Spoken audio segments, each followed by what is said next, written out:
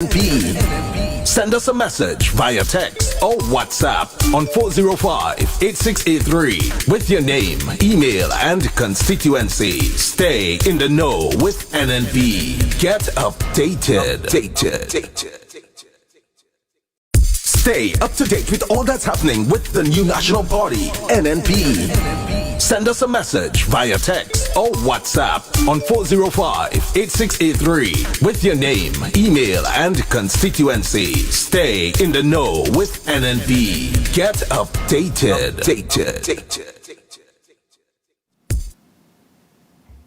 Pleasant afternoon to citizens across Grenada, including Carriacou and Petite Martinique, and all Grenadians returning to us here on this very auspicious occasion, celebrating 50 years of our independence, and also all guests and well-wishers on the island at this time. Ladies and gentlemen, it is my pleasure to bring to you this afternoon a press conference by the new National Party as we approach our glorious celebration of 50 years of independence on the 7th of February. That's just 2 days ago. I now turn and welcome to start the charge Dr. the Right Honorable Keith Mitchell, the political leader of the new National Party. Dr. Mitchell? Yeah, thank you, Shamar, and of course, special good afternoon to all our listeners throughout the length and breadth of Grenada, Carriacou, and Petite Martinique, and of course, Grenadians at all parts of the world, because we know they exist all over the place, and friends of Grenada, Carriacou, and Petite Martinique. And of course, with me this afternoon, my dear friends, the members of the elected House of Representatives, Sister Kate Lewis, to my extreme left, Sister Clarice Modest Coyne, to my next left, and to my right is Sister Emmeline Pear, and to right. It's for the first time Peter is getting the definition of right. So I just want to welcome everybody and welcome members of the press. And clearly, this is a very historic occasion because, let's face it, when you become 50 years, that must be a significant part of your life. So this is indeed a very significant part of the life of our country. And therefore, having this press briefing here today must be seen in that particular context. So, friends, I'm happy to make the following statement as an opening statement. When I'm completed this opening statement, Sister Kate will then address some specific issues, then Sister Clarice Modest Coyne, Sister Emmeline Pear, and Peter David, and then I will conclude with my own statement on the present atmosphere facing our country and the independence celebration in general. So as we draw closer to the climax of this celebration, which of course goes further than the 7th, but up to the 7th, of our 50th year of independence, the new National Party wishes all Grenadians, Carriacouians, and Petite Martinicans at home and abroad a very happy independence. The theme of our celebration, as you recall, is one people, one journey, one future, extremely appropriate. It speaks clearly of the bonds that unite us as a people. It confirms the words of our national anthem, which says, putting heads, hearts, and hands in unity to achieve our destiny, unquote. So friends, brothers and sisters all, it is in this spirit that as an organization, we pause today to salute all Grenadians, Carriacouians, Petite Martinicans, who have paved the way and contributed significantly to our achievements over the years.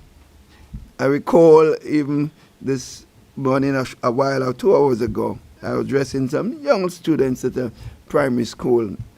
And I told them, it's not just the persons of certain categories in the society we're talking about. I tell them, even the garbage collectors, we have to remember them, because if they don't pick up the garbage and make our place clean, some of us may not be living as long as we are right now. So we have to significantly recognize all our citizens who have contributed to all aspects of life of our country, including, of course, the media. This year, this, of course, includes our political leaders who have served over the years, and the movers and shakers of our society, and the unsung heroes who have made their contributions too. I therefore encourage everyone, as we celebrate this significant milestone in our nation's history, we should take time out to appreciate all those who have paved the way and gave human services. There is so much we can be proud of. Let us take time to reflect on our collective journey, our resilience, and the vibrant spirit that defines us as a people. I wish to specifically mention, at this time, we can't do this without saying so, the father of our independence, Sir Eric Matthew Gary, whose determination and courage in the face of difficulties at that time of seeing our birth, giving meaning to this great achievement that we celebrate today. As we move beyond the celebrations, let us carry forward the spirit of our independence with a commitment to addressing the needs of our people, fostering economic resilience, and ensuring that every Grenadian, Cariconian, and Petite Martinique feels valued and wished to be heard. The NNP stands ready to contribute to a dialogue if we are asked, and actions that prioritize the well-being and prosperity of our people. It's been our history. It's been our DNA, consistently so, over the years. While we do have some serious concerns about issues related to the celebrations, we commit to address those issues in the near future. And as a former Prime Minister of this country for 23 years, I thank God and thank the people of Grenada for those years of service. And I am happy to have contributed to the social and economic transformation of our country, Grenada, Carriacou, and Petite Martinique. I'm also wishing to thank all those who have served with me over the years. Some have even passed on to the great beyond. Their contribution must never be forgotten. I now invite, therefore, my colleagues to make their contribution. As I said, when they are all finished, I will close with my own contribution on the issues that I wanted to raise. Thank you all. Good afternoon, everybody. I look forward to the rest of this important session. Thank you. Yeah, thank you, Dr. Mitchell. We also want to recognize those from the media that are on with us at this time on Zoom platform, and we have with us Callistra Farrier here as the lone media personnel in the room. It is my pleasure to introduce Kate Lewis to address you at this time. Thank you very much, Shama, and good afternoon to our political leader and my other elected members of the House of Representatives. It is indeed a pleasure to address everyone, members of the media, those who are listening via the different platforms. It's a pleasure as we commemorate and celebrate this important occasion in the history of our beloved country. That 50th celebration, our golden jubilee of our nation's independence, is a very important milestone, And it is very important that we take and pay tribute to the father of independence, Sir Eric Gairy. His vision and determination paved the way for the freedom that we enjoy today. And indeed, we owe him a debt of gratitude. Sir Eric was born in St. Andrew, the parish of St. Andrew, and of course, the village of Dunfermline, to be exact. My constituency office is located in that same village. And his commitment towards the cause of independence, his dedication to the people of Grenada will forever be etched in our hearts. We remember him, his self-confidence, his smiles, and his unwavering belief in the divine plan for Grenada. He was a school teacher, a union organizer, and of course a politician. His testament to his relentless pursuit for a better future for our nation. Sir Eric, dedication to the cause of independence led him to forming the Grenada United Labour Party, of which I remember my dad being a very active member of that party, and maybe that is what led to my entrance into this whole political arena as well, having that history towards the politics from since then. Today we honor Sir Eric Matthew Gairy, and we must reflect on the progress we have made as a nation, as one people. And throughout those 50 years, the new National Party has played a very important role in the significant transformation over the years. So I want to focus on some of the achievements of our party on the youth and sports, youth development and sports. Under the leadership, of course, our political leader, Dr. Mitchell, and with the hard work and commitment from people such as the past Adrian Spaceman Mitchell, may his soul rest in peace. Of course, my colleague sister who is sitting here, Sister Emmeline Pear, and all those who have contributed the hard work of the youth officers, the people who work at the ministry during our tenure, and so forth, have all played that pivotal role. So we just wish to highlight some of our achievements during those times. We speak about the establishment of the Grenada the Youth Development Center and the Division of Youth. Now we speak about a Ministry of Youth. But those who have been there from the early stages will tell you that there was no Ministry of Youth, there was no Division of Youth, and there was no budgetary allocation towards youth development. But with the impact of the new National Party, understanding what we need to do to enhance and empower our young people, you see today we have a Ministry of Youth, and in some cases a Division of Youth, with substantial budgetary allocation to run youth programs. We have increased staffing in youth at this moment, where you have members of staff working to develop programs, develop projects, and so to empower and employ our young people. We had several introduction of diplomas and certificates, CVQ for youth work, youth and social work, and even for our young participants who were involved at the CVQ level, receiving CVQs from levels 1 up to level 4 in a wide variety of areas, that they too can make a living for themselves today. The creation of several youth programs, and of course the flagship program, the flagship youth program still remains, the new Imani program.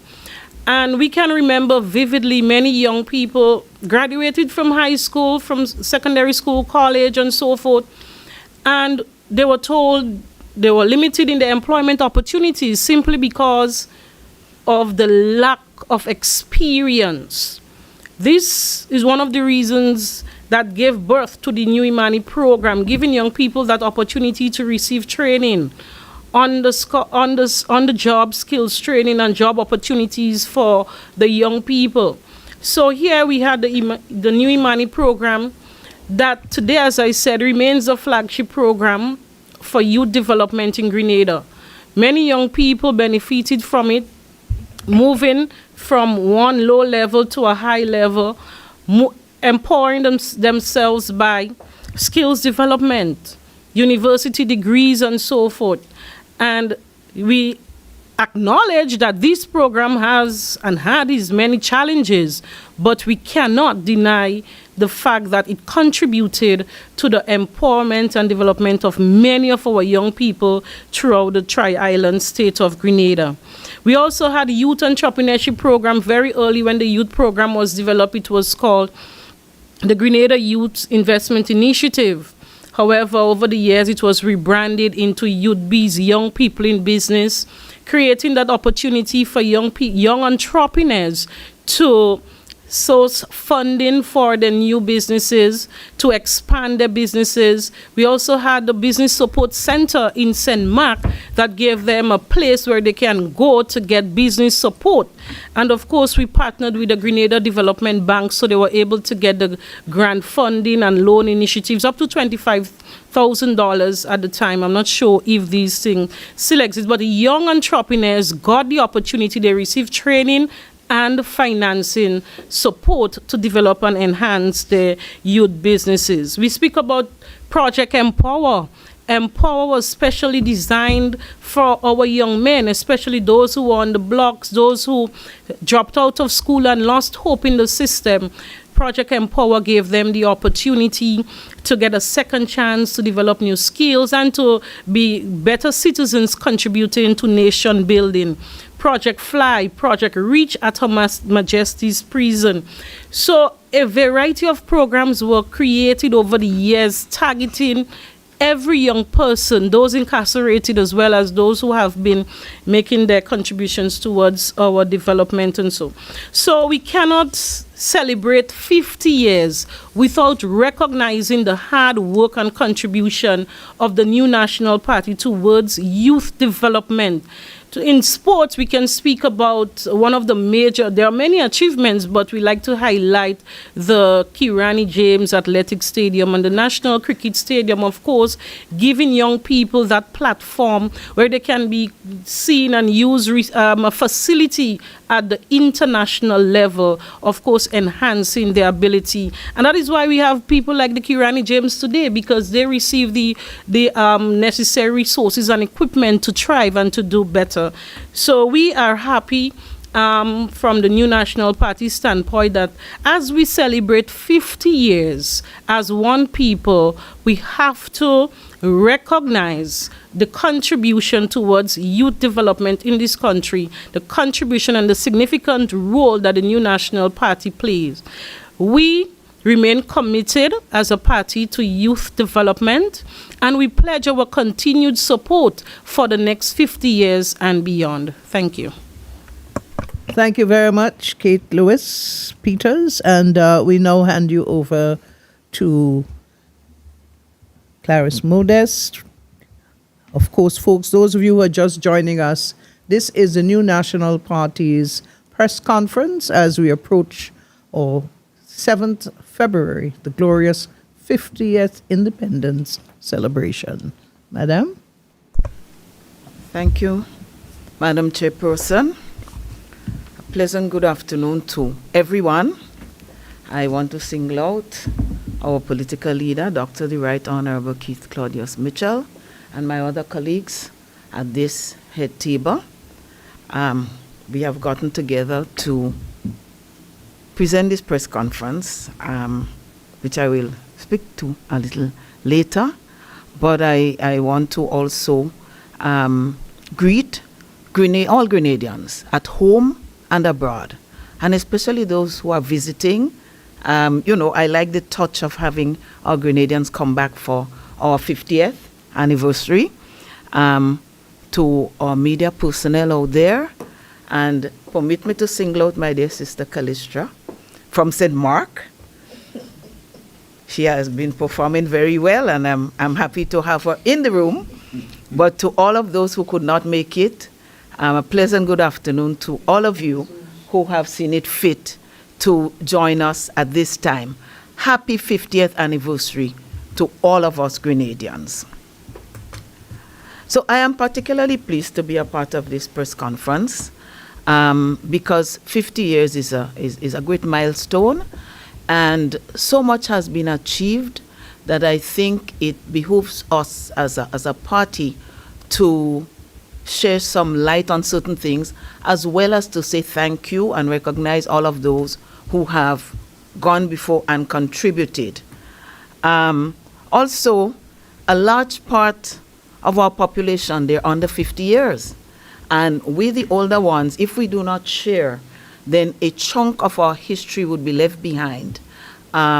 So the journey has to be told, how we got here, how we achieved what we achieved, and so that we learn not to take everything we see for granted, but to appreciate the contributions of every one of governments, successive governments who have gone before, and a number of individuals who have played their role.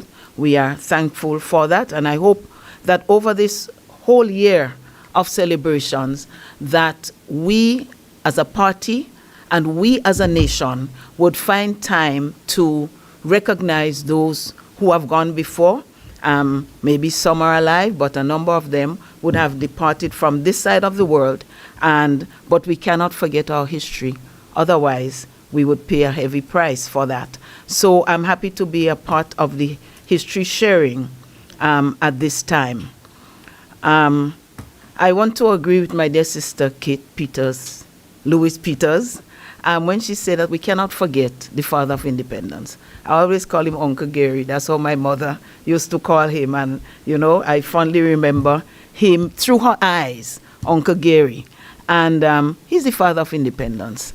And he had made this contribution. As a matter of fact, achieving independence when he did was not an easy feat. He had some struggles, and he overcame it and got independence for us. That opened the way for us to have, to chart our own way, our destiny, and to bring us to this 50 years. So whatever would have happened over the years started off with Sir Eric Matthew Gary. And, you know, I just want to express my appreciation for that which he would have done. As a medical professional, I want to single out the St. George's Medical School. That was then. It has blossomed into St. George's University, offering a number of areas of studies that we would not have had.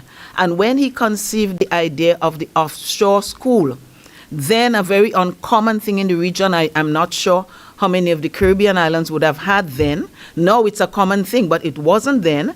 And, you know, he took a bold step there. And look at where we are today. How many of our people have graduated? He started off with scholarships. I know in our time we would have renegotiated and gotten more scholarships. I know this gentleman sitting on my right was never satisfied with the number of scholarships and was always interested in the development of our human resources. And we did get a lot out of that. Unfortunately, a number of those who benefited, they're outside, but you know, everybody can't stay, and we're not against them for that. But I always would like to see a significant number stay back to make their own contribution. So tremendous benefits were gained from that. I also remember Land for the Landless, because specifically in St. Mark, poor people didn't own land before. You see, people are born to parents who may be of humble, you know, beginnings, or even their lives, their lifestyle are still humble, but they have lands. And a lot of it is due to him. So I want to single out that as an important achievement in several parts of the island, but specifically for St. Mark, a number of us benefited from that. Housing projects.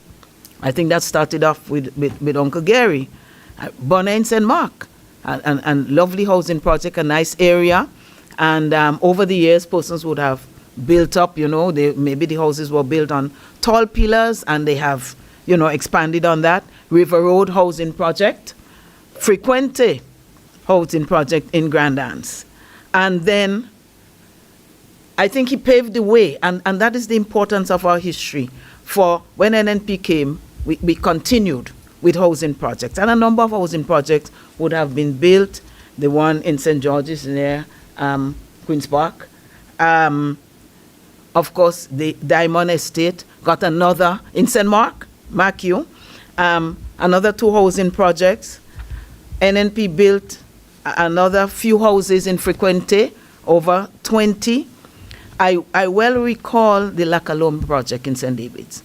I know it has had its challenges, but that project, in collaboration with the Venezuelans, was as a response to the need, the great onslaught of that need for housing right after Hurricane Ivan. And, you know, I want to express my thanks to that country for having done that, and I know it is serving a great purpose. So presently, we have 5 housing projects that are due to be distributed: St. David's, Boucherville, St. Mark, Carriacou, and Petit Martinique, and St. Patrick. 5 projects, over 600 units. So we look forward to that. I can't relate here all of the achievements of Sir Eric, but you know, he started certain things and we have followed. Of course, we won't follow everything that every government would have done, but he did enough for us to follow. So that started a serious tourism business in Grenada. The St. George's University accommodations came up for the students as well as family visits.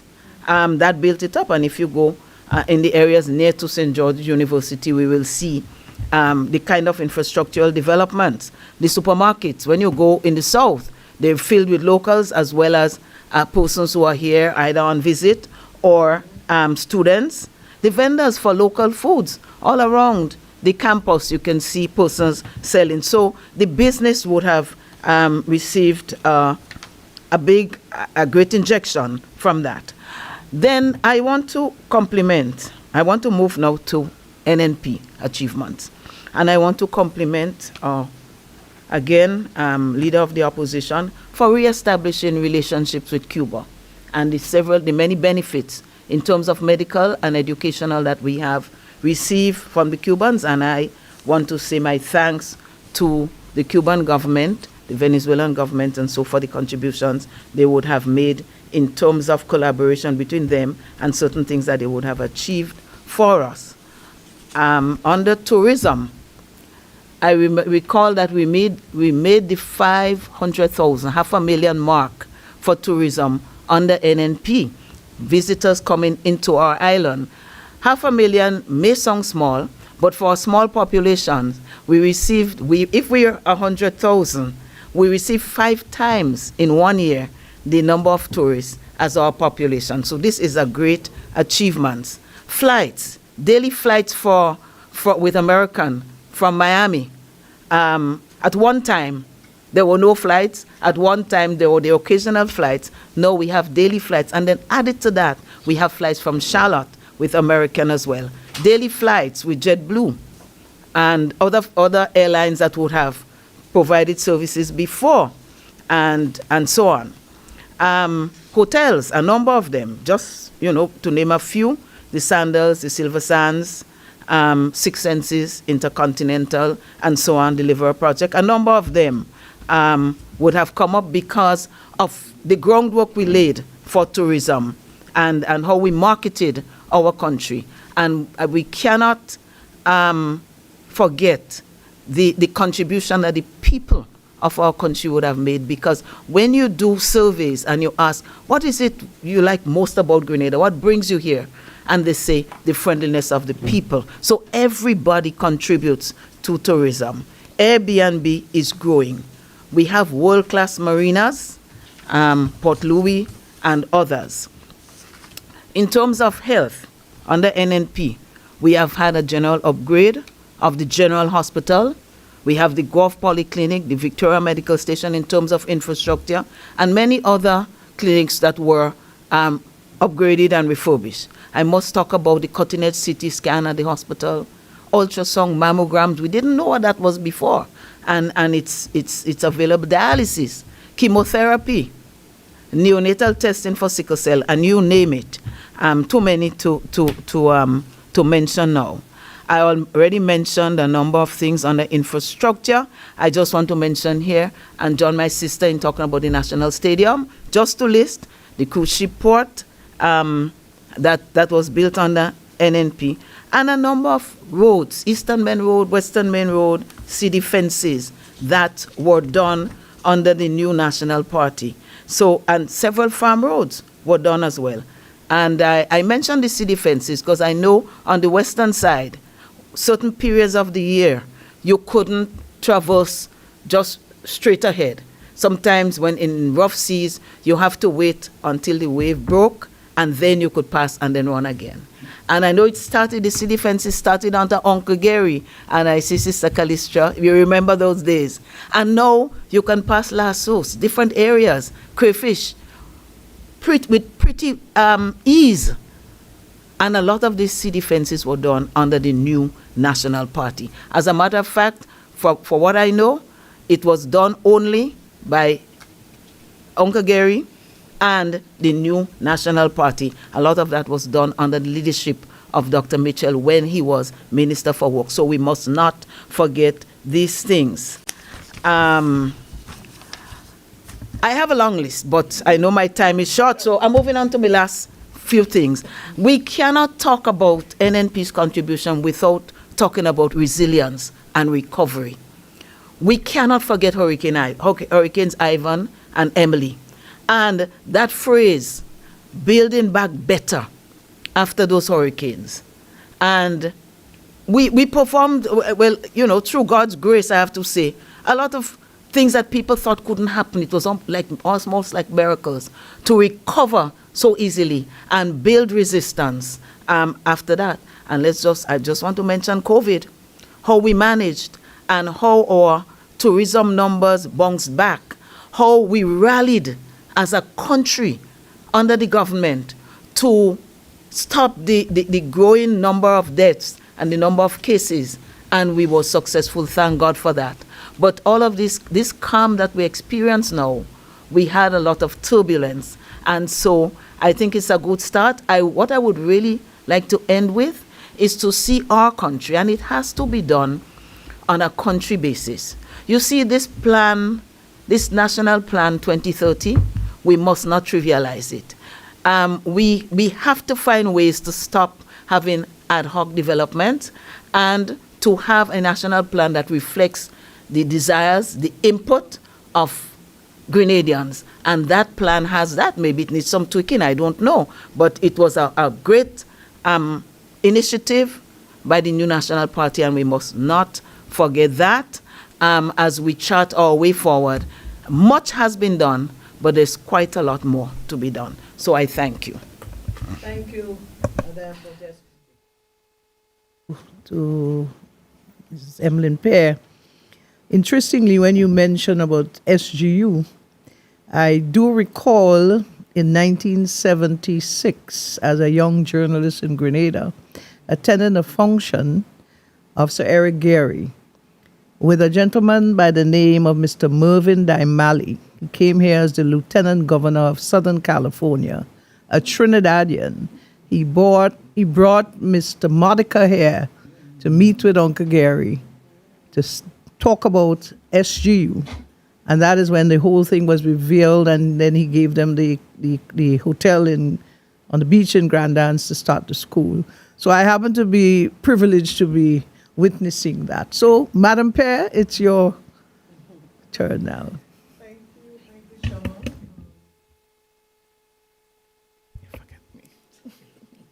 Okay, thank you very much, Shama. And let me say a very warm good afternoon to the media represented here and those, of course, who are online.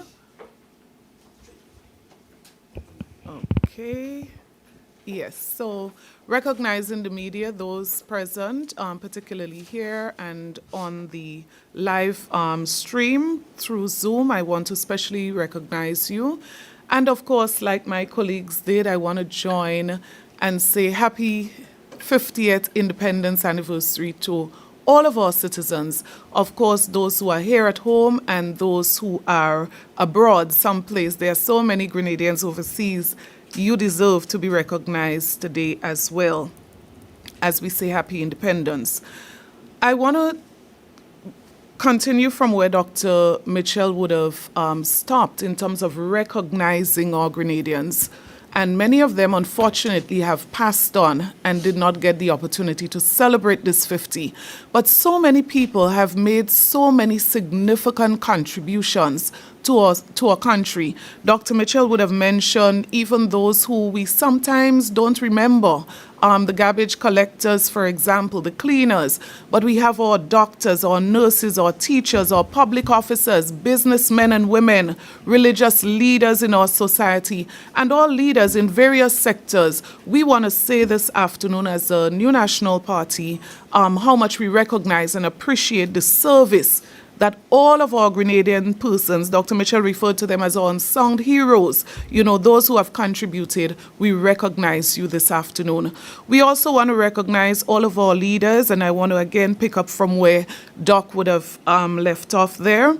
And I want to just single out Sir Eric Matthew Gerry, but also all of our leaders who have served in the position of Prime Minister of this country, whether it was Maurice Bishop, Nicholas Brafitt, Hubert Blaze, Ben Jones, George Brizan, of course, Dr. Kit Mitchell, Tillman Thomas, those who have served past, we want to also recognize everyone for their contribution. But this afternoon as a party, we want to do two things. We want to, one, reflect on the achievement of our organization during those 50 years, which we have started to do.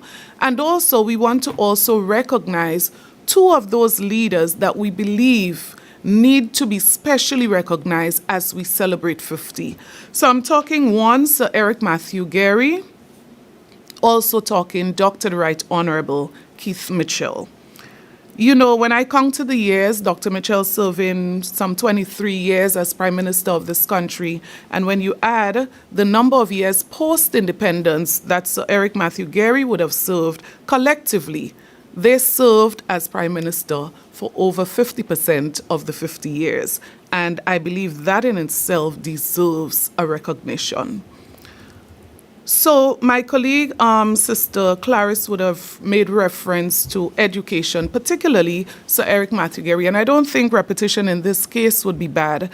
And I want to just emphasize that I believe his philosophy was very deep in that regard, and specifically to do with the rights of human beings, human rights, particularly access to education. And you could have seen that he definitely had a vision in this regard. So whether it was support, as she mentioned, for St. George's University School of Medicine, the support that was granted amidst all the odds, and all the naysayers who felt that this was the worst idea that one could have supported. You look at his support for construction of schools throughout the length and breadth of Grenada, particularly in rural communities, because I believe his vision was to ensure that no child was left behind, which is what we continue to promote today. No child should be left behind, and access to education is a human right. So we cannot speak education without remembering the contributions of the foundation, not saying that no one else did anything for education thereafter, but the foundation, I believe credit has to be given to this individual. In addition to that, credit must be given to the foundation as it relates to tertiary level education. And I'm not just speaking St. George's University there, but I'm also speaking here about technical and vocational education. That was another passion. And not just at the level there, but if you come downwards one bit to secondary schools, you would realize that his vision would have transcended and would have moved beyond and promoting opportunities for particularly underprivileged students throughout our nation. And if you realize what has happened over the years, that particularly in the period of the NNP, a significant effort was made to build upon that. I also want to make reference to another area that I think deserves to be recognized at this time. While many parts of the world continues to grapple with women in leadership, if you look back again to the foundation and those early days of Sir Eric Matthew Gerry, you would realize the number of women that he would have given an opportunity to make a very strong statement about women in leadership. So we speak of women like Nydia Benjamin, Waple Ned, Gloria Payne Banfield, Cynthia Gerry, and so many others who would have had that opportunity to serve at the highest level. Mention was made of his social transformation program. So whether it was Land for the Landless and many other programs, we know and we can attest to the fact that he had a heart for the poor people, the working class people of this country, and he deserved to be recognized in that regard.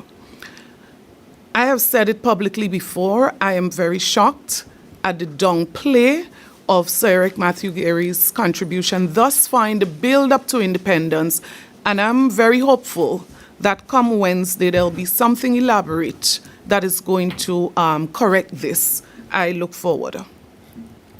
I want to also use this opportunity, as I said today, the Prime Minister who has served longest in our country, I believe making the most valuable, significant contribution to the transformation that has taken place in this country, whether we speak in infrastructure, whether we speak in education, whether we speak in social development, whatever area or aspect of nation building, you would recognize, in spite of person's political preferences now, I'm speaking about what is the fact of our Grenadian history, that Dr. Mitchell would have led with distinction. And I want to single out another area that my colleague also mentioned, and that is the area of crisis. Leading in crisis tells a lot about a leader. And I believe that is the point at which one ought to make their greatest judgment of a leader leading in crisis. And his leadership through Hurricanes Ivan, Hurricane Emily, and his leadership during the COVID crisis, I mean, I do not believe that there ought to be another occasion to be able to judge the extent of his leadership and the magnitude of the contribution, the sacrifices that he has made for this country. And any celebration of 50 years, in fairness, ought to, in some way or the other, capture the contribution, as I said, not saying that we have to leave out all the other leaders, but those two leaders, I cannot see how we can celebrate 50 without recognizing the work that they have done during their period. So if you look back, and I did the comparison, looking at the contribution of Sir Eric Matthew Gerry, the foundation, the vision, and I look at the life and service of Dr. Mitchell, and you can literally see a build upon what was started. You can literally see the vision continues to unfold. And I want to make this very fundamental point this afternoon, that in my opinion, this is what leading our nation should really be about. The achievements of the past, the things that worked well, the things that are great, we continue to build upon them. And that is the only way that our country is going to move forward. If we allow political divide and preferences to cause us to ignore previous development and to ignore the opportunities we have to build upon what we have achieved, our country would find it difficult to move forward. So I looked at St. George's University and where it started. And I also examined the contributions that he made, the support that he has given to take St. George's University to where it is at this stage.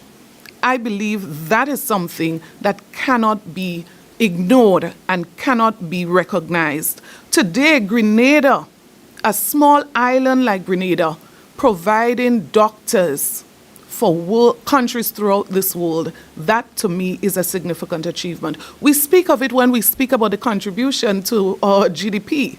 We speak about how important St. George's University is to our national development. Of course, we have to recognize that the enabling conditions had to be there for them to succeed in the way that they did.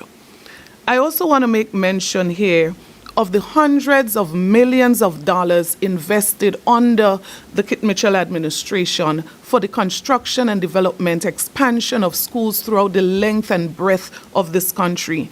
Of course, building again on the vision, the legacy of Sir Eric Matthew Gerry. And if I'm to specify here, if I look back, I am very clear that there has never been this size of investment in education as had been made under the New National Party administration. And I'm not just speaking here about infrastructural development. I'm speaking about all aspects of the education agenda. The introduction of technology and the creation of the enabling conditions. When we speak about digital education, you can't not speak about what happened during that period of service of the New National Party. Children being able to sit regional exams online. Children being able to attend classes online during a crisis. One ought not to underestimate that this New National Party has contributed its fair share to the development and transformation of the education sector of Grenada. The investment of hundreds of millions of dollars in scholarships, and I'm not just speaking here St. George's University, but students being able to go outside of Grenada to access an education. So much work has been done. And I remember those early days, Dr. Mitchell actually traveling from country to country. I had the, may I say, privilege to sit and listen to a Fidel Castro speech accompanying the Prime Minister at that time. He might not even remember. I was an officer in the Ministry of Youth at the time, and I listened to him beg for increase in scholarships so that poor, ordinary students of Grenada, students who come from rural communities where their parents could have never dreamed of them becoming a doctor. He was out there begging for increasing those opportunities. And of course, I remember Fidel in one of those engagements saying, that is exactly why we do what we do for the region.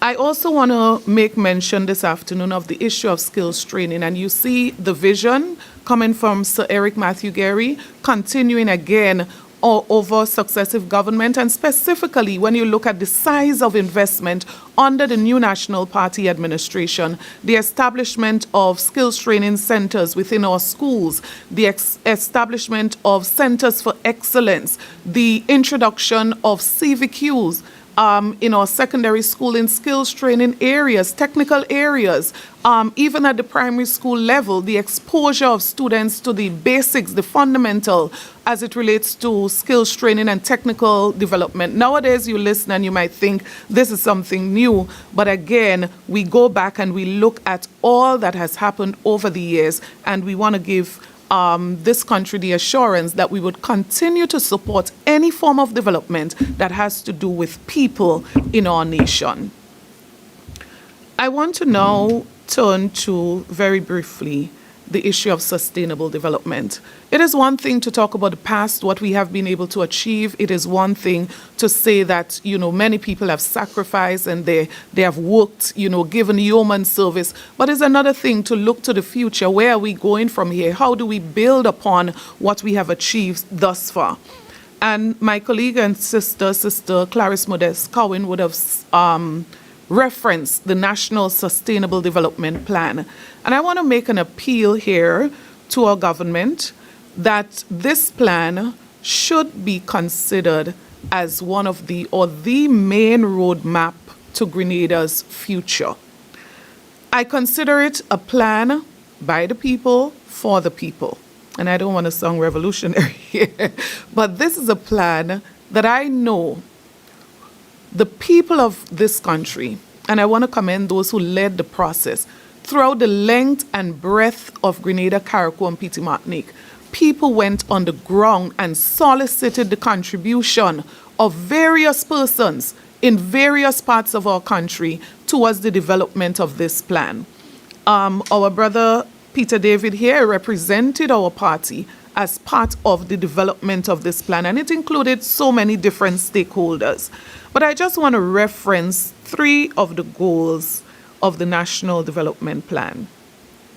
high human and social development, vibrant, dynamic, competitive economy with supporting climate and disaster-resilient infrastructure, environmental sustainability and security. And if you look at some of those areas, you would recognize that significant work had started by our party, and what you were looking at was a vision created by the people, supported by our party in government as to where Grenada was going to go 2030. And so this afternoon, as I said before, I want to encourage us to build upon what was started. There is no need to reinvent the wheel. We are going to save time. We are going to achieve far more if we acknowledge what was done, we recognize those who sacrifice, and we build upon it. Finally, it's an undisputable fact that during the period of service of the New National Party, the most has been accomplished as it relates to infrastructural development in this country. So when you talk about expansion of various facilities, when you speak about construction of various facilities, you speak about the development of the road network throughout this country. Let's reflect. 50 years ago, what was it like? Traveling from St. George's all the way to St. Patrick's and back to St. George's. Let's reflect. Let us reflect on what that journey used to be.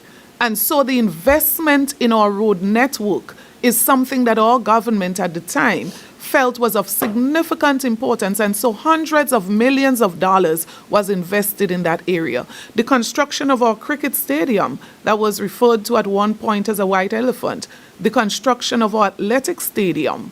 And if you go through the length and breadth of this country, you would recognize the significant development of our country in the area of infrastructure, right? If you go back, essential services, you talk about water to rural communities. You speak about electricity to rural communities. Remember the days when people had to literally take buckets of water from one area to another just to have a simple bath. And I'm sure our political leader and former Prime Minister can attest to his own personal experience. So this is how far back it went. So the development that took place in Grenada in terms of the infrastructural development, if you trace back, most of this took place, this transformation took place during the period that our party would have served in government. And this afternoon, we just want to say we are humbled by the opportunity that we had to serve. We are humbled by the contribution that we have made, and we stand ready always to continue to make this contribution to Grenada, Carriacou, and Petite Martinique. Thank you. Thank you, Madam Pear. And of course, our final speaker delivering for us at this time is Peter David. Mr. David? Thank you, Shoma, and happy independence to you. Happy independence to everybody in the room. And I want to join my colleagues in wishing everybody a happy independence, happy 50th anniversary to Grenadians in Grenada and Grenadians in the diaspora. Grenadians in the diaspora outnumber the Grenadians here, so we must send and pay tribute to them. Also to thank all of those who contributed to our development throughout the 50 years since we've been independent. The father of independence, who much was said of in the press conference, Eric Matthew Gary, we have to pay tribute to him and his role, the role that he played in many things, including adult suffrage and many other, as somebody indicated, issues that were positive for the working class, working people of this country, for the local business community too, to Maurice Bishop, who played his role during the revolution, and we have the International Airport, and continuing St. George's University, which Eric Matthew Gary started, establishing relations with Cuba and beginning the scholarship programs. I served also to all those I served with. I served with Maurice. I served with Honorable Tillman Thomas, who played his role, and I served with him many years ago. I want to pay tribute to him. I spent 5 years in his cabinet and to praise them, and to, of course, Dr. Mitchell, who I spent the last 10 years serving with in his cabinet, and to all of those throughout the history, the last 50 years, who have done much to get us to this stage. We didn't get here, as some of my colleagues indicated, by accident. And I am here today to speak mostly of my contribution as a member of the New National Party, because that is why we're here, to highlight our contributions to national development and the significant achievements that we have contributed to in many ways. You've heard my colleagues' contributions. I will make some contributions in the areas that I participated in mostly.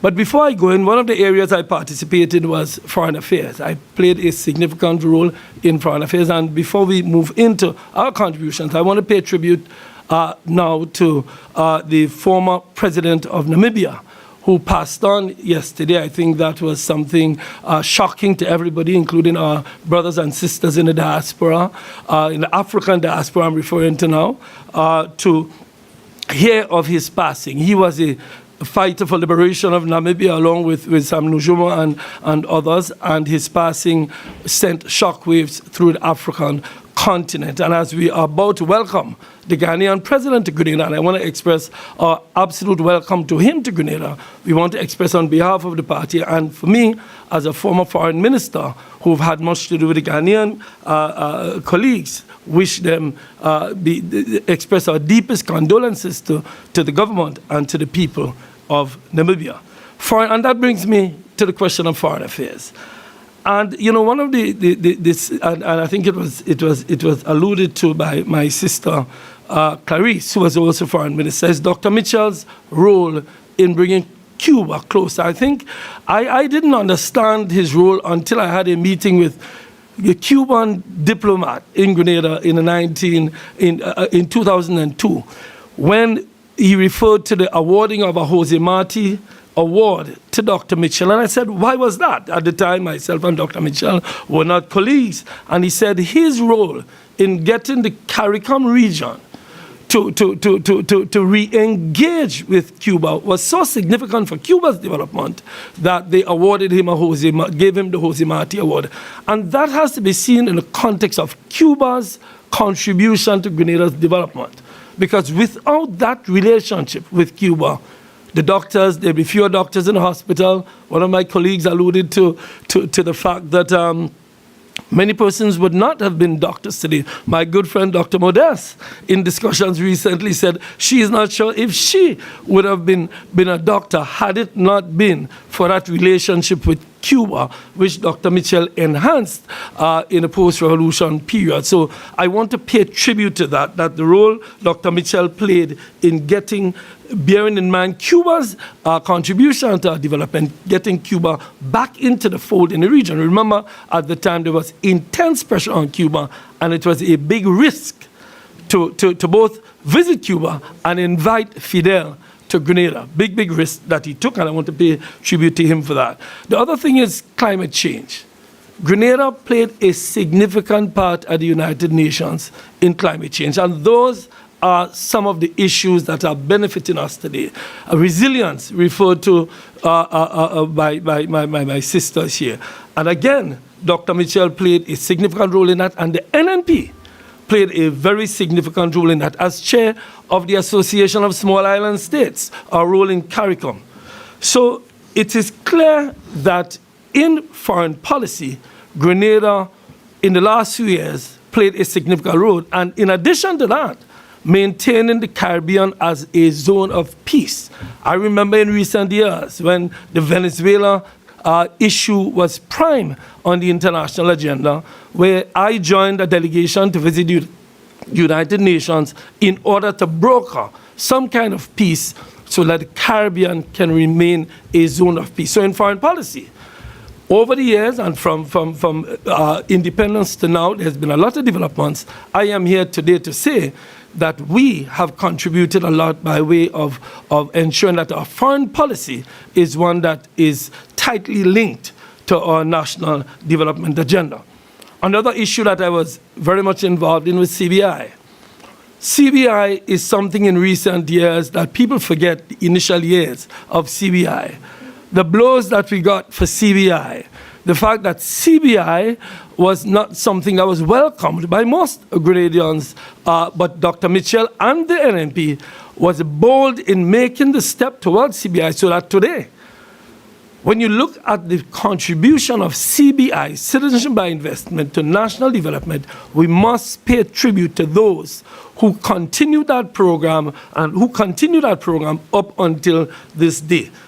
CBI has contributed to hotel development, the Six Senses Hotel, the Intercontinental Hotel, the Beach House Hotel, the Silver Sands Hotel, the Kiwana Bay Hotel, the Hideaway True Blue, the Point at Petit Calivini. All of these projects are in the country today to help with tourism because of the CBI program and the boldness of the NNP administration that we are here celebrating today in getting a tourism industry where it is today. In addition to that, CBI is building the River Road project. CBI built the Mount Kuma Road project and many other development projects around the world. I want to compliment the CBI unit today for putting up signs indicating that it is CBI who is financing these projects, because I've always complained that CBI has not been sufficiently linked to the people of this country. And I say that about CBI to say that over the last 20, 30 years, as part of our national development, as part of our process of independence, because independence is not an event. You are granted independence, but becoming independent is a process that we are still continuing. The NNP, the GULP, the NGM, all have contributed. We are sitting here today discussing the role of the NNP in achieving the independence, and the role of Dr. Mitchell and my other colleagues here, the role of them getting us to a state of actual independence. Without CBI, we would not have achieved a lot of that. And this government, this present government, has relied heavily on CBI. In terms of agriculture, I want to also say that over the years, one colleague mentioned the program Land for the Landless, which gave some small farmers land to cultivate out of the big estates. Also, our development of the land policy. One of the difficulties we have in this country is the size of our land allocation given by Almighty. We only have about 80,000 acres, and we need a policy. And during my period as agricultural minister, feeding off of the periods of my sister, like the sister Clarice Modeste was also agricultural minister, my brother Roland Bula, we have done a lot to help to develop the land policy. There is a land policy there today, thanks to our work in the Ministry of Agriculture over the years. We have limited availability of land, and we must work with that properly. One of the issues that I want to address also is that of constitutional reform. We are granted independence. We got independence in 1974, but we needed to develop on our constitutional process to get to a real independent position. If you look at the development of the United States, they started the same way we started. They have evolved their constitutional process. We have to do the same thing. Several attempts were made by the New National Party to establish a new constitutional project. In fact, there was a speech given yesterday, I would ask everybody to listen to it, by the good Dr. Reverend Osbert James, where he spoke about the need for national unity. One of the things that I've spoken to over the years, in fact, me and my good friend Sister Modeste have always spoken about the possibilities of national unity. I believe, and I agree with what's his name, Osbert James, that we need to find a new construct in order to build our national unity. In fact, if you go back several years ago, the New National Party made two attempts to have constitution reform. They failed because we couldn't find a national consensus. I want to commend the New National Party. I want to commend Dr. Mitchell and others for having the boldness to approach the issue of constitutional reform. Because the fact is The fact is, without constitutional reform, we will continue to have a divisive society. I want to commend the fact that we attempted to go to the CCJ rather than have Privy Council. I want to commend the attempt to have electoral reform. I want to commend the attempts to move us closer and closer to real independence as we develop our society. And over the next 50 years, I do hope that the new National Party plays a role in getting that done. So I want to commend the party for these achievements, and just to mention something my sister here commented on, the national plan. We will not be able to move forward with our development unless we pay attention to our national plan. We, and I was proud to be a part of it, attempted and succeeding in developing a national plan. That national plan is sitting there. It is the 2035 plan. It was developed through consultation with all sectors of our society. We need to go back to it, and I want to commend all of the colleagues on this table, persons on the ground, persons who worked hard on that for the fact that we now have that plan, and we must refer to it. So again, I want to thank everybody who has contributed to national development. I want to say to everyone out there, happy independence. But I want to say that all of us, all of the persons who have contributed, all of the persons who have struggled over the years, that let us move forward. Let us move forward in unity. Let us move forward together so that we can evolve.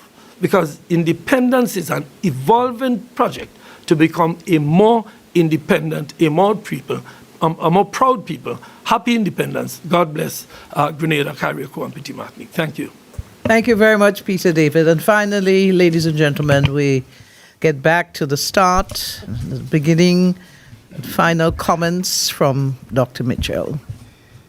Thank you, Shama. Of course, listen, after sitting and listening the contribution of all my colleagues here today, I am quite sure I don't think I would ever hear anybody saying nothing happened since 1983 anymore. If they attempt to do that, they might bite their mouths. I don't think I will hear that again. Friends, I just want to add to what I said, a couple of areas that I thought was extremely important that the party and the government of the NNP played that has significantly contributed to the development of our country. Remember, we gave Sir Eric Matthew Gary tremendous credit for this boldness to establish the St. George's. It was St. George's Medical School. It was not a university. It was a medical school. Because it was the NNP government that built on the success of the medical school through the initiative of the Chancellor of the University, who came to us, and we decided that we need to move to a full-fledged university offering courses of arts and sciences so that thousands of Grenadians don't have to travel abroad to get a bachelor degree or other training that they deserve. Even veterinary school was established. So I want to make this point, because that point has not been made significantly enough. It was again the new National Party that saw to it this. An area that we have taken for granted, this thing called rural electrification. I think so many times we sit and you hear little. There were some persons who played a massive role in this important service. We had a Grenlec Electricity Services then, which was not owned by government. The Colonial Development Corporation, CDC, owned it. And these workers, local Grenadian workers, worked with government in the 1980s. I was the minister then of response for public utilities. I could never forget the tremendous amount of work through all the terrains around the country, coming from 45% of coverage of electricity to 95% in just 4 years and a half. this sort of insignificant achievement, and the name of people like Barrel, the name of Dennis Campbell, the name of Gregory Bowen, who was then the manager. People don't know that history. And we must always remember, as we talk about the last 50 years and significant contribution that some of my colleagues already made the point. The area of telecommunication, we're sitting here with a revolutionary piece of service. We had a crossbar system brought in by PRG when we came in 84. Crossbar was obsolete, but that was what it was about those days. We had to abandon this and move into the first digital telephone network in the entire Caribbean was established in Grenada. We forget this. And I never would forget when we decided to put the first system in Carriacou. Mr. Blaze said to me, if you do, the people in Grenada might get at me for putting it in Carriacou. I said, Mr. Blaze, you're the Prime Minister. When you go to Carriacou, we can't make contact with you. So with the first part of the network of digital services of telecommunication with the digitized system was placed in Carriacou. These are issues, I believe, that we need to always talk about. The water distribution in the country. I was Minister of Water, and I used to have to come to St. George's with 2 buckets to fill up, to bathe and also to drink. That was this kind of system. And sometimes these things become so easy now, for granted. The people of Montmorris always say, for anything else, what they remember the NNP for is water. They used to get water once a week, and Wednesdays, even when rainy season, once a week in Montmorris. And they had to turn off all the water in Happy Hill, Brizza, and Boucherjou, and Grand Mole, Fontenoy, so that the people in Montmorris, because of the height, the water coming. So there's some significant things that we take a lot for granted. And a lot of Grenadians who gave this, Mr. Tamer, and those I'm sure many of you who live in the town would remember Tamer, and a number of these people. They gave services and we forget them. I think we need to go back a bit and take out from the records some of the names of people that we tend to have forgotten. You know, in sports, the Theo Papitet, Redhead, these guys who have made tremendous contribution, we forget them. This is something that we must always remember as a nation. You know, I hope they won't forget me when I'm gone. I'm making a plea now for those of you who might still be alive. If I'm gone. So, but I won't depend on you, Kalishra, but it's important, colleagues, it's very important that we do that. You know, we talk about Gary a lot, but let me say this. I remember in terms of his politics, I broke with him because my parents were very strong Gary supporters, very strong Gary supporters. When I ran against him in 1972, he wasn't very happy with that at all. I remember, you know, the history of this country is just simple. You know who gave him the only little old car I had for this election? Was a man called Chesley David, with his son sitting here. He gave me, but we had to push the car all the time in the campaign. So the history of our country, sometimes we look back and we have to realize how far we have come, the things we have done. And I also want to talk about the fish vendor market. You know, we see these services, they serve poor people. I remember I have to go to the fish market to my grandmother was serving there. It's called a salsa. And I used to collect a little shilling from her to spend. And I used to be ashamed to go into the fish market with my white pants and white shirt from college.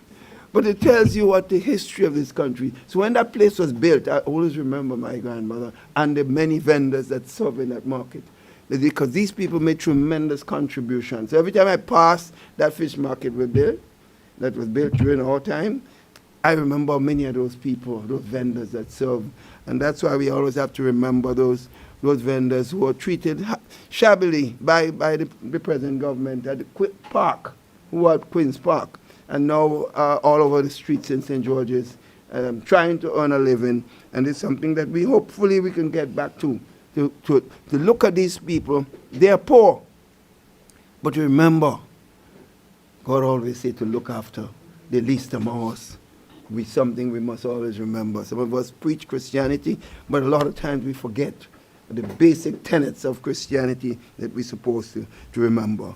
So, as we close this important, and I call it historic, press briefing, I really feel that we did ourselves a tremendous service by having this, because it gave us, the people, a chance to hear from members, and the stories are much deeper. There are a lot more things that we have not said.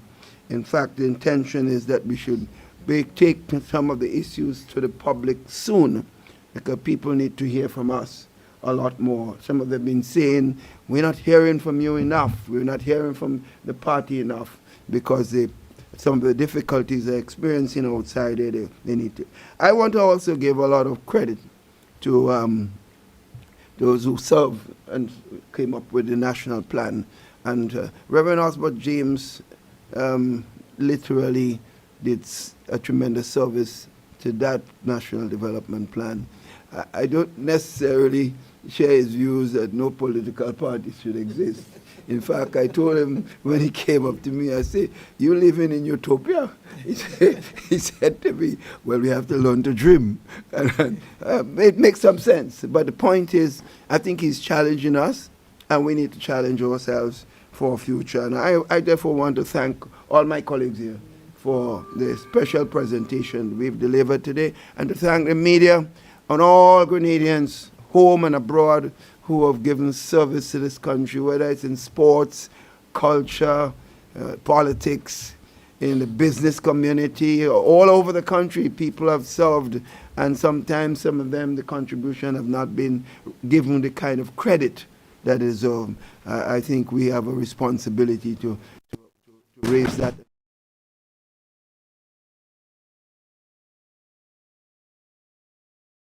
This with your beautiful red outfit here today, and we thank you for that. Callistra, we still have the gold top, right? We just want to say we thank you also, but your own female journalists, female journalists who are here with us, and all our journalists who are here with us, Mikey, and those on Zoom. We want to thank all of you for your presence here. Happy Independence, everybody. Thank you, Dr. Mitchell. Of course, we wanted at this time open the floor for the media that would probably have questions at this time. Callistra, you're in the room, so we want to give you the first opportunity.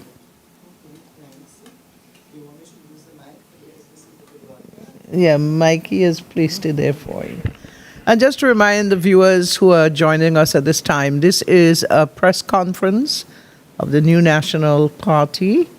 Of course, we're approaching our big 50th celebration on the 7th of February. And it is fitting that we look back at the number of achievements of Grenada from 1974 to this glorious time. Callistra? Okay, thanks. Callistra Faria, The Narrative. Dr. Mitchell, you didn't give us water because you know in Victoria, and you live there now, you know we always had water. But when it comes to infrastructure, yes, you did.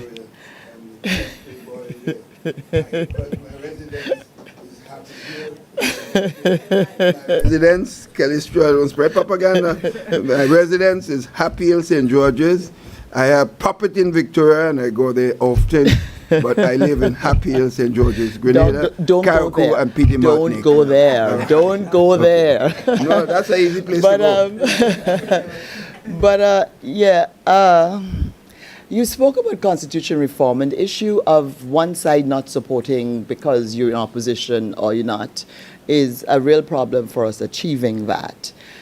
should this administration and the current prime minister, in an interview with me when I asked, said that he would be wary of undertaking constitution reform at this time because he does not believe that he would be able to get the support, goes to referendum, a majority of the people, because it would come down along political lines.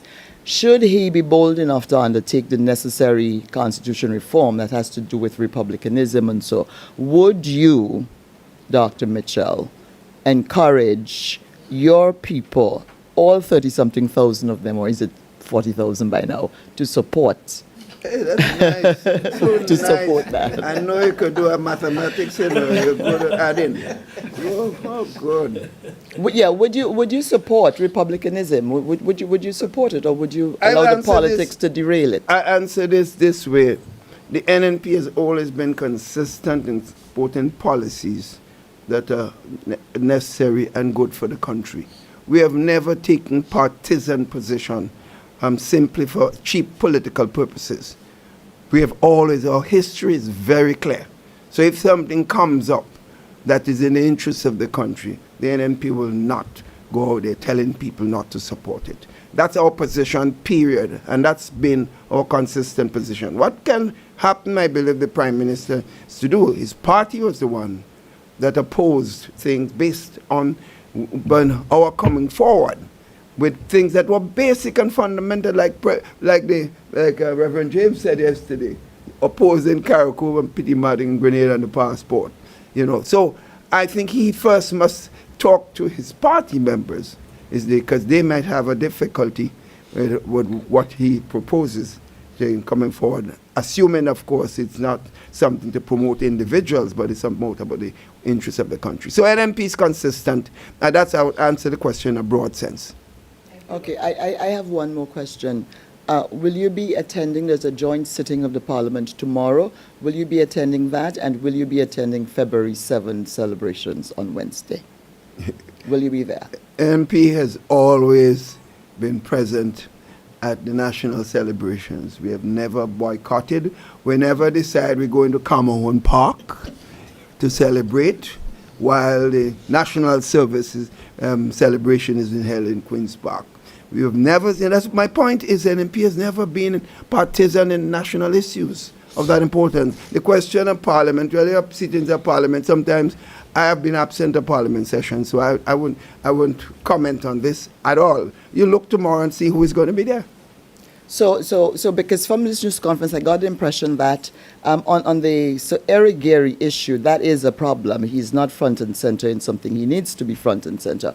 But I got the impression from all of the speakers that there's also a concern that you yourself and your very lengthy contribution towards national development is not being sufficiently recognized in this. So will you show your displeasure? And there is displeasure. I sat here and I listened for over an hour. Will you show your displeasure at this by not participating? Well, it's good. Boycotts are good. It's The good media to hear you boycotting say the other there is way. displeasure outside there. Displeasure here. I was talking about in the room. Yes. No, yeah. I think I heard you say there's pleasure in general. So I take it that you mean, and you always talk the truth, so I'm giving you credit for this. So I'm just simply saying that we don't take positions just on personal issues. What our position will always be on a national issue, right? There's some issues that if I was thinking just Keith Mitchell, I would take a certain position. But when I'm taking Keith Mitchell in the context of the new National Party's policy and that of the interests of the country, I take different positions on certain issues. But do you feel slighted, sir? Well, no, I said people will talk about that. I'm asking how you feel. Do you feel slighted? Keith Mitchell is at peace with himself. I'm not erratic and old. So just say that Keith Mitchell is not erratic and not old. He feels good, you look, and you can see. So that's all I can say, my friend. I don't feel slighted by anybody. I'm at peace. But people may have difficulties, and they have that right. Okay. So what's the purpose of this news conference then? If I may, at this time, I think we clearly established the purpose of the press conference Yes, I think so. on numerous occasions. Thank you, Dr. Mitchell. Kalistra, any further questions? We can give you the opportunity for one more. I think Well- Dr. Modest would like to respond to you. If you Sure. But I mean, Oh, you, ahead. you're No, speaking no, now? I Okay, go just ahead, wanted Doc. to say, Dr. Mitchell is at the center, and Dr. Mitchell has to embody the policy of the NNP. But I just wanted to say that there have been inconsistencies in terms of the involvement and what may have been said, was done or was going to be done and wasn't done. And we could spend time talking about that today. And you ask a very important question. What is the purpose of this? We, at this heightened time when people are looking at 50th anniversary and a celebration time, if we came here and started to talk about what we are unhappy about, I think it would sour the atmosphere. And our purpose is to share the journey. One people, one journey, and what's the last one? One future. One future. We want to share the journey of various leaders, various governments, because everybody don't know. I mean, half of our population is under 50 years. And we feel, I personally feel, and I think I reflect the sentiments of my colleagues here and our political leader, that enough homage, enough respect, enough recognition has not been done for some people, and it is mentioned here. But so although we mention, we may allude, but we do not think that this is the time to berate and to cry sour grapes, because we have too many good things that has happened in this country overall and that NNP has done. And so we just want, especially the younger folks, to know that good things have happened, because when you were born in a time where you see plenty, you think that is how it has always been. And we want to remind those who would have forgotten. But that doesn't mean that everything has been done well in these last few days, but we will leave that for another time and just be happy for what we have achieved overall as a nation. Thank you. Thank you very much. You did say you would spare me one more question. Briefly, because we have a few people Yes, online. Yes. What, Dr. Mitchell, we're speaking about national development and the image of the country, and this is going to appear as if it's off topic a little bit, but Let's try to keep on indulge topic, me. Indulge me, please, Dr. Mitchell. In an interview on GBN recently with Colin Dow, you spoke of a very terrible organization being active in Grenada. It turned out ISIS. You talked about ISIS. It turns. Oh yeah, you did. You did. Your mic is off. I raised an issue that people were talking about, and I asked the authorities to investigate. That's what I did. I never said there was ISIS here. I said people are calling me, and I would be concerned. So I asked the authorities to follow up, please. And if it is true, deal with it immediately. If it's not true, then tell the nation. That's what I Also, did. you had called the Prime Minister with such a serious concern. You'd call him up I and made said, a this is going. statement on the public media, which is what you said, Calista. Yes, you You're did. not listening to yourself. And no, I am listening to myself, Dr. Mitchell. Let's not go there. Well, anyway. But the bottom line is that you said what people took away was that somewhat one of the most powerful prime ministers, longest serving that we have. When you speak, Dr. Mitchell, for better or for worse, people listen, and a lot of people believe.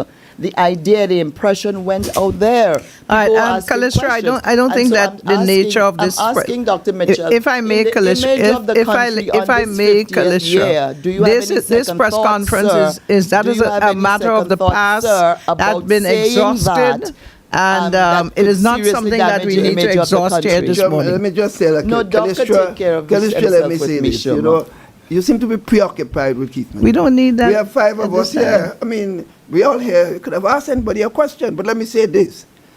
I repeat, go and check your record. You are in the media. I never said ISIS was here. I made no such statement. Check your record. And if you're a media person, you must go and look at the statement made. And I can defend the statement. In fact, I was doing what I consider a national service to the government and to the people of the country. So I finish here. I will not answer any more questions. As irresponsible All right, rumor that you'd heard out Calista, there. we thank you very much for your questions. We do have other persons online that would love to be. Time is against us. And we have someone online. Linda Straker is online. All right, we'll entertain Linda at this time. Good afternoon to all. My question is a follow-up on the constitutional question. Well, maybe Mr. David or the former Prime Minister will answer, because Peter raised the issue of constitution reform. With constitution reform, in recent days, we have been hearing, and I've gotten articles from the former chairman of the Constitution Reform Committee calling for a change in the oath of allegiance. Actually, it was one of the bills that did not get the yes at the time of the Constitution Reform in 2016. If a bill was presented to the Parliament now, will the opposition members support the bill to have the oath of allegiance be changed? The argument from Dr. Alexis is that we do not have to go through a reform, but we can do it by simple majority vote in the House. What will be the NMP position if such a bill was to be presented to the House as part of our independence celebration, which is for 1 year? Good afternoon, Linda. I think the question is an important one in the context of the overarching position of constitutional reform, because Dr. Alexis is making an important point. I think before I answer you, I want to pay tribute to Dr. Alexis, because he's one of the long-standing judicial luminaries, legal luminaries, who have tried to push us toward a more independent nation constitutionally. In fact, he headed a commission that was established by the NMP some time ago, and he was absolutely very disappointed when much of the things, particularly the CCJ, did not make it through the last referendum. So I think Dr. Alexis is now looking at incremental ways in which we can become more independent, and rather than swearing an oath of allegiance to Her Majesty the King, that we swear an oath of allegiance to Grenada, which is something that other countries have done. I cannot comment now on the substance of it on behalf of the NMP. What I could say with some certainty is that it will be considered by the NMP, because we agree with constitutional reform, and the evidence of that is having brought it before the people on 2 occasions. So yes, we think it's something important. We think Dr. Alexis needs to be listened to, because he's one of those in the Caribbean. He's taught most of the lawyers throughout the Caribbean, and it is something that we believe that issues like that must be addressed if, as I said earlier, the process of independence is to get better and better. So yes, we'll consider it, but I can't sit here today not having seen it and not having received advice, because I know there's another legal luminary who believes it can't be done the way Dr. Alexis says it could be done. So there are all of these issues we need to be briefed on fully, and I'm sure in the next couple of weeks we will be getting a briefing on that so we can make a more definitive statement, but we should take it seriously. I just want to point out, knowing Dr. Alexis, I think I know him, he himself wouldn't expect an MP to pronounce a statement, positive or negative, on an important and critical matter of this just because he said it. I think that's crucial. Okay, Linda, any further questions from you? My other question I should do, I did hear Dr. Modest said that this event is to talk about the journey of the NMP through that 50 years, and wanting people to be happy and do not dig into matters of concern. But I asked though, for this celebration, we have been hearing, first of all, we were informed in the Parliament that there is now 15 million.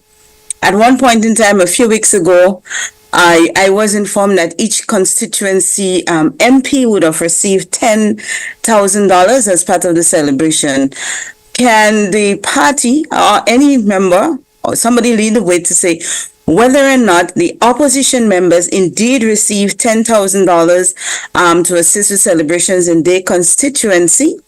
And on the other hand, if the $10,000 that was promised as part of the monthly allowance of MP, has that also started being received? We have just completed July.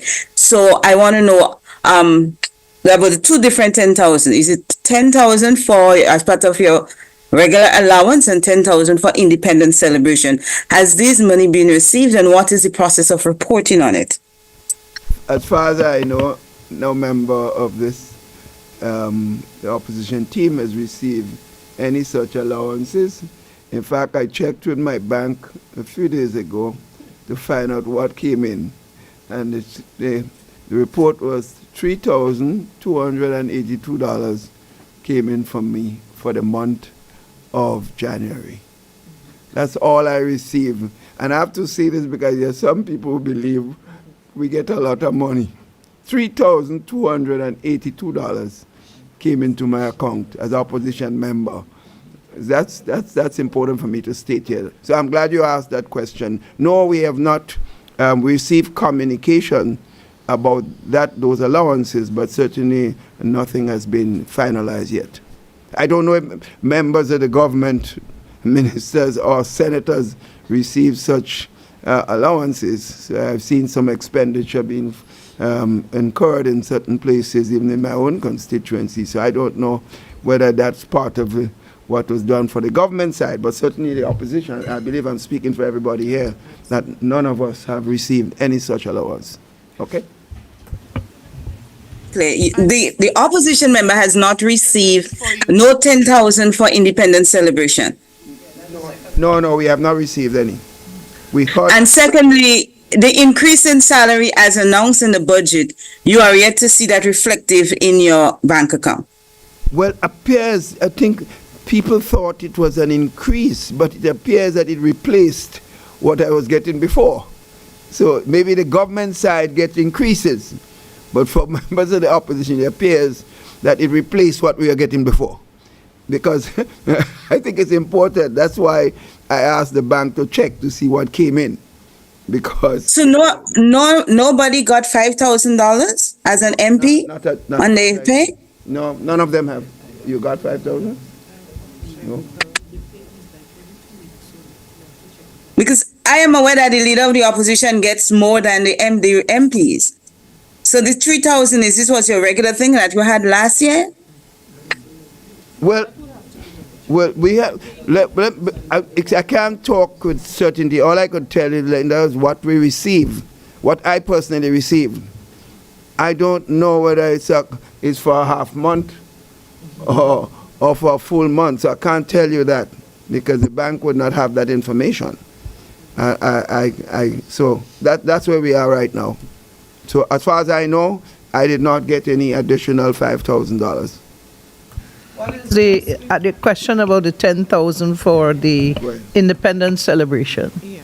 Thank you. I just want to emphasize this, and this is a very important question in my opinion, because I believe for all of us around this table, we have other persons who sit within the cabinet of Grenada who are sending individuals to our offices saying to them that we would have received $10,000 in support of activities for independence. My colleague here just sent to me this morning, someone would have come to him from the government saying that he received those monies. Let me just make this abundantly clear. None of our members here would have received any monies from the government up to this point as it relates to independence celebration. And as it relates to the constituency funds, the $10,000 received, let me make that abundantly clear.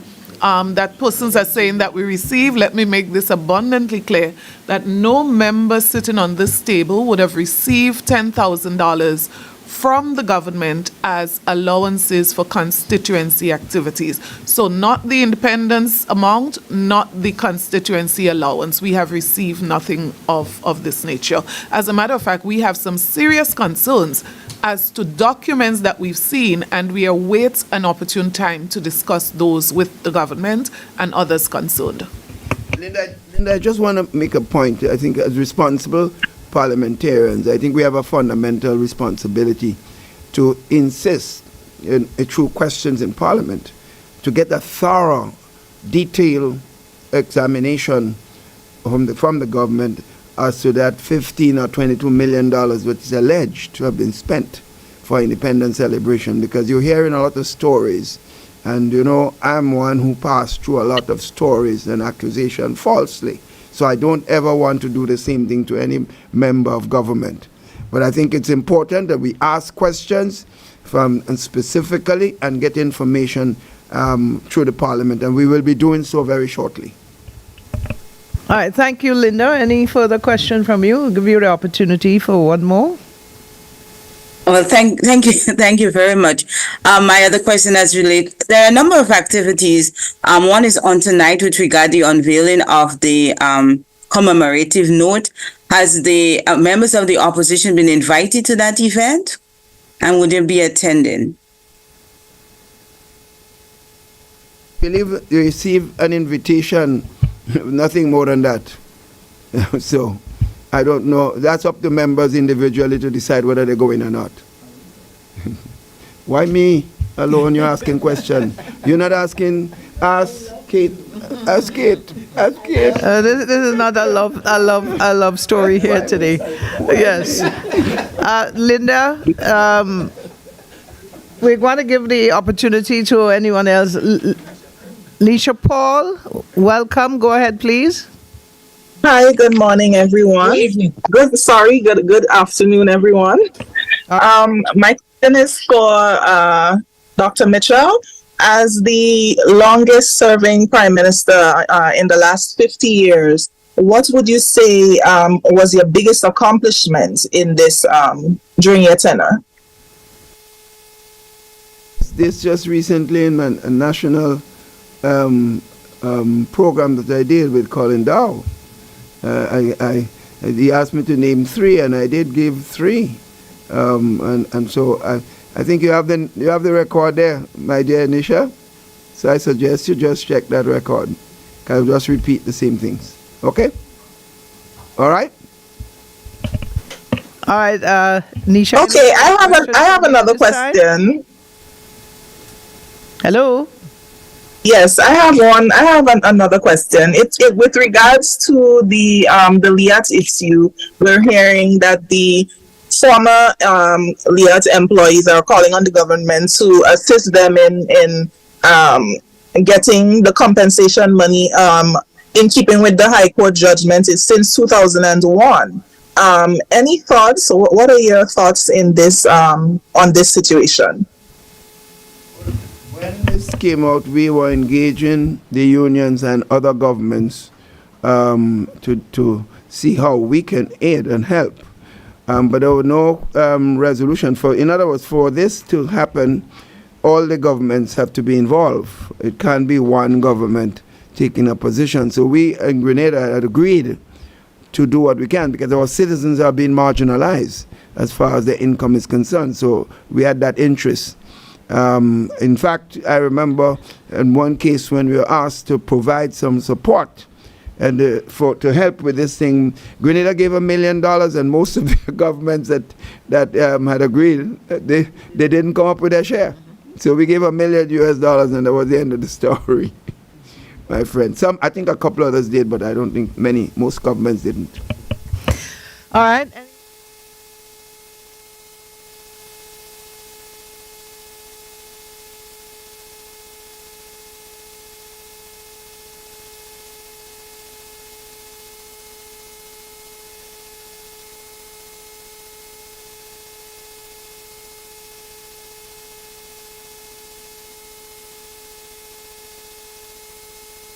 Hello, Nisha, do you have a final question?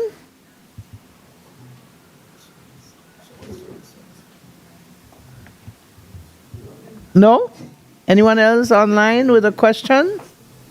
All right. Well, of course, we would notice that we've almost completed a very long session here this morning. Doc, I don't know if you have any parting remarks at this time, or any one of the other members? I think this is an important session. I think we always said we need to continue to do in sessions of this nature. So I think it was the right time to do something like this. The 2 days before the 50th anniversary celebration date reaches us. So So I just want to thank everybody and thank those who are listening and thank the members of the media and, of course, the country as a whole for their support for the celebration of activities of this nature. Thank you. Thank you very much. All our listeners, viewers, wherever you are, we extend a happy independence to you and thank you for viewing this press conference here this afternoon. Thank you. Stay up to date with all that's happening with the new National Party, NNP. Send us a message via text or WhatsApp on 405-8683 with your name, email, and constituency. Stay in the know with NNP. Get updated.